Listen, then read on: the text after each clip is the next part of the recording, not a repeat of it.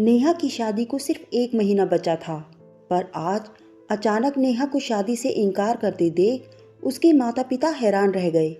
उसकी मम्मी बोली, नेहा, हम जानना चाहते हैं कि आखिर 6 महीने पुराने तुम्हारे प्यार के रिश्ते में अचानक ऐसा क्या हो गया जो तुम ये शादी नहीं करना चाहती।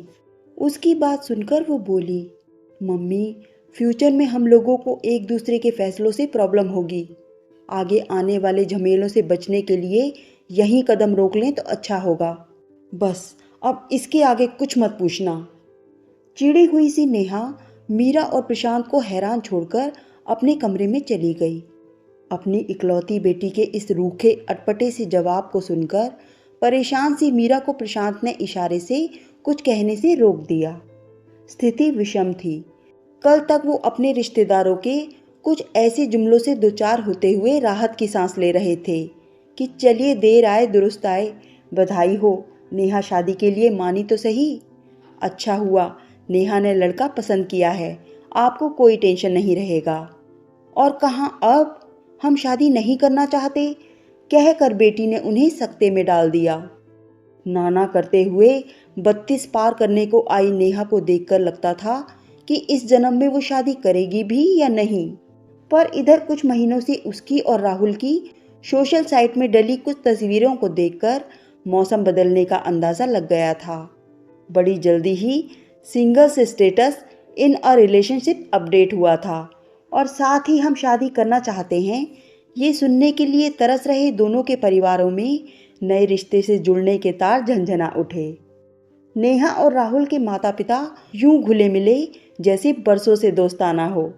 घंटों साथ बैठे योजनाओं पर चर्चा, साथ साथ खरीदारी, आपसी समझ और बातचीत से औपचारिकताओं को दरकिनार करते हुए आपसी रिश्ते को स्नेहिल और मजबूत किया।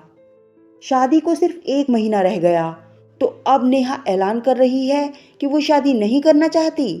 इस बारे में जब राहुल से बात की गई तो उसने, नेहा ऐसा चाहती है तो मैं क्या बोलूं आंटी जी, कहकर मसले को और उलझा दिया। मीरा, सविता जी का फोन है। प्रशांत के कहने पर मीरा सोच विचार के घेरे से बाहर आई। होने वाली समधन की आवाज़ सुनते ही सविता जी की रुआंसी सी आवाज़ आई, कुछ पता चला?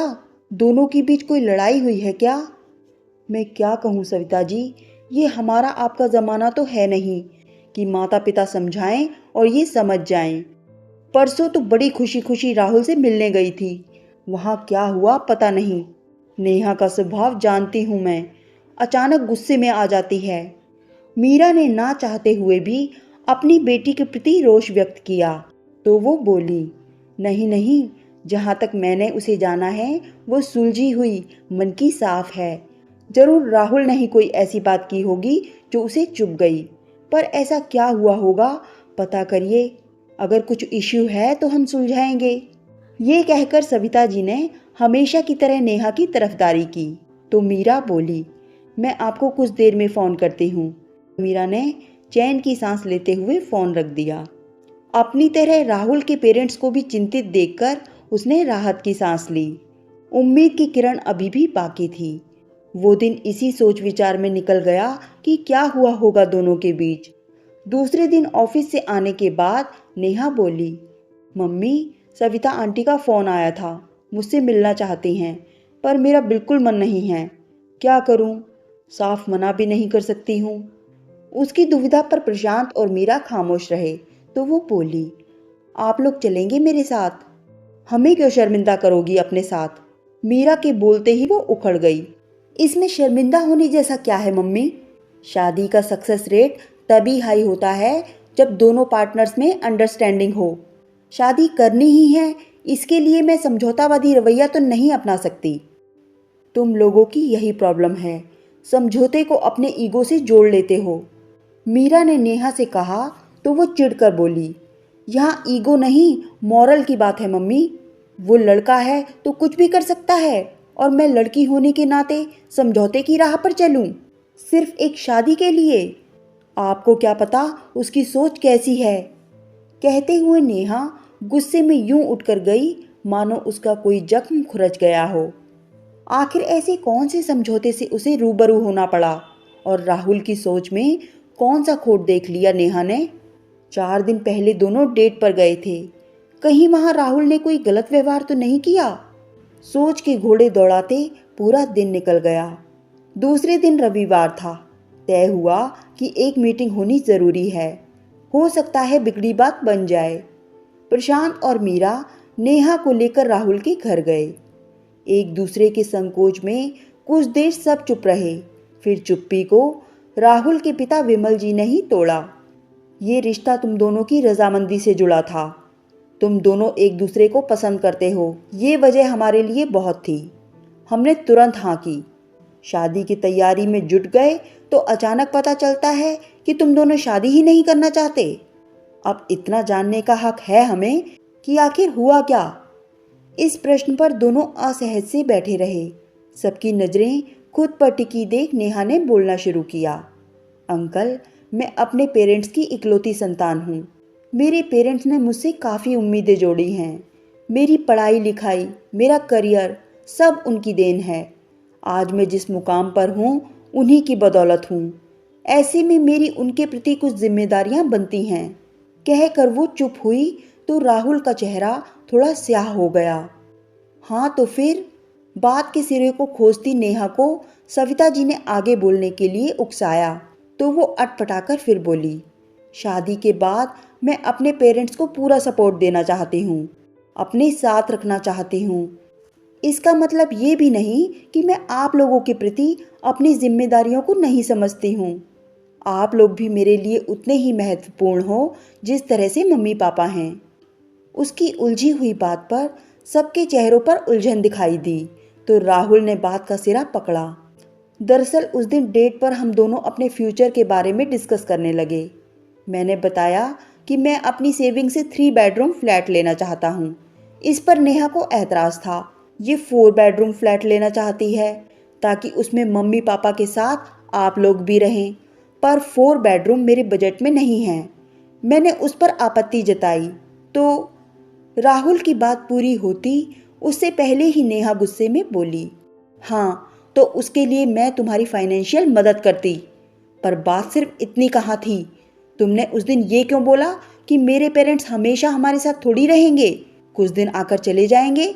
सोचो मुझे कितना बुरा लगा होगा ये सोचकर कि मैं लड़की हूँ सिर्फ इसलिए मेरे पेरेंट्स मेहमान की तरह आएंगे जाएंगे। क्यों, वो हमेशा हमारे साथ क्यों नहीं रह सकते? ऐसा नहीं है नेहा, हर बात को जेंडर के साथ जोड़ना ब्लैकमेलिंग है। अंकल आंटी के पास अपना घर है पर मेरे पेरेंट्स अभी भी किराए के घर में हैं। एक घर तो चाहिए ना फ्यूचर में। कल जब हमारा घर होगा तब अंकल आंटी जब चाहें आए जाएं, कोई रोक टोक थोड़ी है। रोक हो भी नहीं सकती मिस्टर राहुल। मेरे और तुम्हारे लिए नियम कायदे जेंडर के हिसाब से नहीं बदलेंगे। नेहा कुछ अटकी फिर बोली, सविता आंटी आप लोग प्लीज़ मुझे गलत मत समझिए। मेरी आपत्ति किसी व्यक्ति विशेष के विरुद्ध नहीं बल्कि सोच के विरुद्ध है।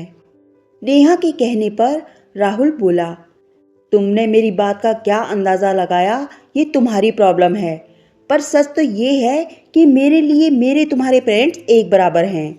मन में एक सी इज्जत है। तुमने मेरी भावनाओं का गलत आकलन किया है और बेवजह मुझ पर भड़क गई। एक दूसरे पर आरोप लगाकर उन्हें यूं उलझते देखकर दोनों पक्ष के पेरेंट्स बुत से बने बैठे रह गए, पर माजरा समझते ही दोनों पक्षों ने सिर पकड़ लिए। नेहा अभी भी बोल रही थी, कोई जेंडर के आधार पर मुझे कमतर आंके मुझे बर्दाश्त नहीं होता। सहसा सविता जी ने नेहा के दोनों हाथों को थामते हुए कहा, अपनी समझदारी को छोटे छोटे मसलों पर यूं कुर्बान करना बेवकूफ़ी है नेहा। कल हम तुम्हारे साथ रहेंगे कि नहीं रहेंगे, कब रहेंगे, कब तक रहेंगे। कल होने वाले इन मसलों पर आज रह करके रिश्तों पर यूं धूल डालना कहाँ की समझदारी है। अभी कितना तुमने हमें या हमने तुम्हें जाना है। शुरुआत ही पूर्वाग्रह और संशय से भरी होगी तो जीवन कैसे बीतेगा। सविता की बात सुनकर नेहा बोली, आंटी मुझे आप लोगों से कोई शिकायत नहीं है, प्लीज़ मुझे गलत मत समझिए। आप लोग हमारी जिम्मेदारी हैं, मैं समझती हूँ, पर राहुल नहीं समझता है कि मेरे पेरेंट्स भी मेरी जिम्मेदारी हैं। छोटी छोटी बातें कल झगड़े का कारण ना बने, इस वजह से आज इन पर बात करना जरूरी था। और देखिए, हमारे बीच विवाद सामने आ ही गया। अच्छा हुआ जो फ्यूचर डिस्कस करते हुए कल होने वाले झगड़े आज ही सामने आ गए। नेहा चुप हुई तो प्रशांत रोष के साथ बोले, दरअसल आज की ज़रूरत से ज़्यादा मैच्योर और प्रैक्टिकल जनरेशन की यही प्रॉब्लम है। एडजस्टमेंट को ईगो के चलते दरकिनार कर देती है। जब तक हम लोग शारीरिक रूप से सक्षम हैं, कम से कम तब तक तो हमें अपने तरीके से आज़ाद जीने दो। हमारी अपनी क्या प्राथमिकता है, क्या ये जानना तुम लोगों ने सही नहीं समझा? मीरा जी भी उनका समर्थन करते हुए बोली, ये तो हद ही है। पहले जल्दी शादी होती थी तो हम अपने साथ सद्भावनाएं और बड़ों के प्रति आदर लेकर आते थे। रस्मों रिवाज की गठरी में एक दूसरे के प्रति सम्मान, कुछ समझौते और समर्पण लेकर आते थे। कम उम्र में एक दूसरे की ज़रूरतों के हिसाब से ढलना कमज़ोरी नहीं, हमारे दाम्पत्य की मजबूती होती थी।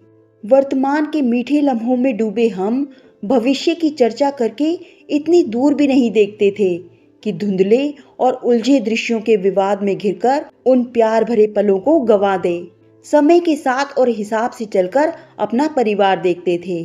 मैंने तुम्हारे पापा से ये कभी तय नहीं किया कि तुम्हारे नाना नानी की देखभाल ये करेंगे या नहीं करेंगे, पर जब जरूरत पड़ी तो तुम्हारे पापा और मैंने अपना फर्ज उनके प्रति निभाया।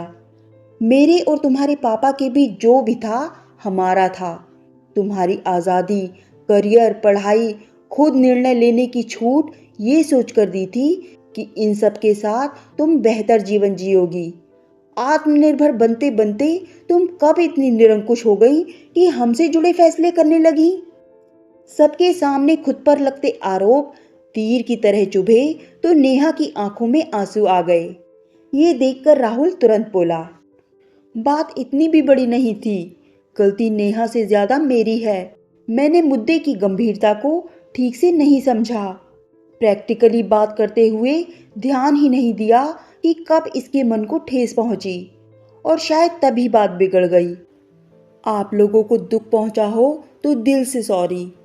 राहुल के शब्द नेहा पर असर करते उसके पहले ही विमल जी बोल पड़े, इस तरह की आपसी समझ किसी शादी की सफलता के लिए ज़रूरी है। मेरे हिसाब से बच्चों के निर्णय का हमें समर्थन करना चाहिए। वैसे ये वैचारिक मतभेद इनके दिमाग की उपज थी। ना मैं और ना आप लोग इनके भरोसे जीवन बिताने के इच्छुक हैं। आज इस बेमतलब के विवाद को हम पेरेंट्स सुलझा लेंगे, पर कल को कोई और विवाद उत्पन्न हुआ तो फिर से ये दोनों अपने ईगो की तलवारें खींच लेंगे। क्या पता शादी के बाद तलाक की नौबत आ जाए तब। ये दोनों एक दूसरे को समझने समझाने में विफल हुए हैं। ऐसे में शादी रोक देने में ही भलाई है। कामना करता हूँ कि भविष्य में तुम्हारी आकांक्षाओं पर कोई खरा उतरे और तुम घर बसाओ। विमल जी के कहने पर प्रशांत बोले, फिर अपने यूरोप ट्रिप का क्या करें? ये सुनकर विमल जी इत्मीनान से बोले, इनकी शादी टूटने से हमारा संबंध थोड़े ही टूट जाएगा।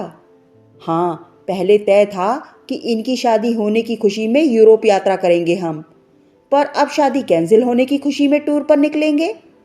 इन बच्चों की वजह से हम कब तक फंसे रहेंगे? अपने माता पिता की इस तरह की बातचीत पर नेहा राहुल चौंके। यूरोप? आप लोग क्या बात कर रहे हैं? मैं समझा नहीं। राहुल ने पूछा तो नेहा भी उलझन से भरी बोली, हाँ, मुझे भी इस बारे में कुछ पता नहीं। तुम दोनों की शादी के बाद हम लोगों ने कुछ फुर्सत के पल सेलिब्रेट करने की योजना बनाई थी। तुम दोनों हनीमून पर जाते और हम चारों यूरोप। प्रशांत के कहने पर सविता ठंडी सांस लेकर बोली, जाने क्यों आज की संतानें ऐसी होती जा रही हैं कि हमारी खुशी इनसे देखी नहीं जाती। कहाँ तो मैं और राहुल के पापा प्लान बनाए बैठे थे कि अपनी धर्मशाला वाली ज़मीन पर फार्म हाउस बनवाएंगे, और कहाँ ये अपने 3 बेडरूम के फ्लैट में हमारी सांसें घोटने की तैयारी में है। वो चुप हुई तो मीरा जी बोल पड़ी, आप लोग धर्मशाला की सोच रहे हैं? यहाँ देखो, हम तो ये सोच रहे थे कि कब नेहा शादी करती है और कब हमें अपने घर में अपने तरीके से जीने का स्पेस मिलेगा। पर ये सुनकर नेहा हैरानी से आंखें बड़ी करती हुई बोली, हे भगवान, इनके तो अपने बड़े बड़े प्लान हैं और हम बेवकूफ़ इनकी वजह से अपनी शादी तोड़ रहे हैं। उतावलेपन में नेहा ने राहुल का हाथ पकड़ लिया तो वो बेबस सा बोला, मुझे माफ़ कर दो यार। एक दबी मुस्कान दोनों के माता पिता के चेहरे पर आई देख नेहा ने विमल जी से कहा, मुझे माफ़ कर दीजिए। राहुल से बेहतर अंडरस्टैंडिंग रखने वाला जीवन साथी तो फिर भी मुझे शायद मिल जाए, पर आप जैसे सास ससुर मिलना मुश्किल है। मैं बेवजह मम्मी पापा को लेकर इतना इनसिक्योर हो रही थी। नेहा के कहने पर विमल जी ने झट आशीर्वाद भरा हाथ उठाया। सविता भावुक सी बोली, देखो बच्चों, कल तुम्हारी ज़रूरत हमें होगी, ये सच है, पर अभी से उस मुद्दे पर बात करना कुछ ऐसा है जैसे बदलते खुशगवार मौसम को नज़रअंदाज कर आंधी तूफान बाढ़ की आशंका से परेशान होना। जब तक मौसम खुशगवार है उसका लुत्फ उठाओ ना, कल की कल देखना। अभी से कल को बोझ की तरह उठाए फिरना सही नहीं। जी मम्मी जी, कह कर नेहा उनके गले लग गई। राहुल ने भी झट से प्रशांत और मीरा के पैर छुए तो प्रशांत उसकी पीठ पर स्नेह से धौल जमाते बोले, आज तुम दोनों डेट पर जाओ, पर हाँ, फ्यूचर मत डिस्कस करना। बिल्कुल नहीं पापा, कहते हुए उसने अपने कानों को हाथ लगाया तो नेहा भी उसी अंदाज में अपने कानों को हाथ लगाते हुए मुस्कुरा दी। ये देखकर सब हंस पड़े।